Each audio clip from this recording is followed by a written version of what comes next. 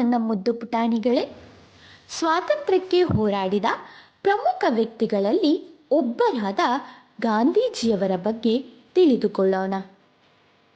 ಮಹಾತ್ಮ ಗಾಂಧೀಜಿಯವರ ಬದುಕು ಒಂದು ಬಲಿಷ್ಠ ಕಥೆಯಾಗಿದೆ. ಅವರ ಪೂರ್ಣ ಹೆಸರು ಮೋಹನದಾಸ ಕರಮ್ಚಂದ ಗಾಂಧಿ. ಆದರೆ ಮಹಾತ್ಮ ಎಂದು ಎಲ್ಲರೂ ಕರೆಯುತ್ತಿದ್ದರು. ಮಹಾತ್ಮ ಎಂದರೆ ಅರ್ಥಾತ್ ಮಹಾನ್ ಆತ್ಮ.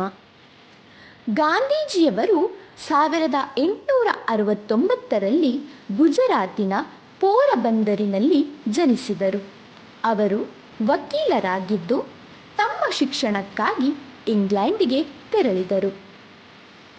ಅವರು ಅಲ್ಲಿಂದ ವಾಪಸ್ಸು ಬಂದು ದಕ್ಷಿಣ ಆಫ್ರಿಕಕ್ಕೆ ಹೋದರು. ಅಲ್ಲಿ ಭಾರತೀಯರು ಜಾತಿಮತೀಯ ತಾರತಮ್ಯ ಎದುರಿಸುತ್ತಿದ್ದರು.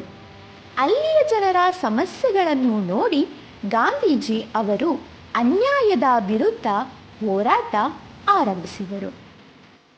ಗಾಂಧೀಜಿಯವರು ಸತ್ಯಾಗ್ರಹ ಎಂಬ ಶಾಂತಿಯುತ ಹೋರಾಟದ ಮಾರ್ಗವನ್ನು ಅನುಸರಿಸಿದರು.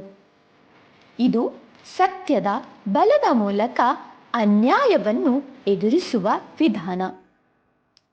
ಗಾಂಧೀಜಿಯವರು ಭಾರತಕ್ಕೆ ವಾಪಸ್ಸು ಬಂದ ನಂತರ ಅವರು ಭಾರತದ ಸ್ವಾತಂತ್ರ್ಯ ಹೋರಾಟಕ್ಕೆ ಮುಂಚೂಣಿಯಾದರು. ಅವರು ಬ್ರಿಟಿಷ್ ಸರ್ಕಾರದ ವಿರುದ್ಧ ಶಾಂತಿಯುತ ಹೋರಾಟ ಮಾಡಿ ದೇಶವನ್ನು ಸ್ವತಂತ್ರಗೊಳಿಸುವಲ್ಲಿ ಮುಖ್ಯ ಪಾತ್ರ ವಹಿಸಿದರು. ಗಾಂಧೀಜಿಯವರ ಅಹಿಂಸೆ ಅಂದರೆ ಹಿಂಸೆಯಿಲ್ಲದ ಹೋರಾಟ ಮತ್ತು ಸತ್ಯ ಅಂದರೆ ಸತ್ಯವಂತಿಕೆ ಎಂಬ ಆದರ್ಶಗಳು ಭಾರತದ ಜನರಿಗಷ್ಟೇ ಅಲ್ಲ, ಇಡೀ ಜಗತ್ತಿಗೆ ಒಂದು ಸಂದೇಶವಾಯಿತು. 1947ರಲ್ಲಿ ಅವರ ನೇತೃತ್ವದಲ್ಲಿ ಭಾರತವು ಬ್ರಿಟಿಷ್ ಶಾಸನದಿಂದ ಮುಕ್ತವಾಯಿತು.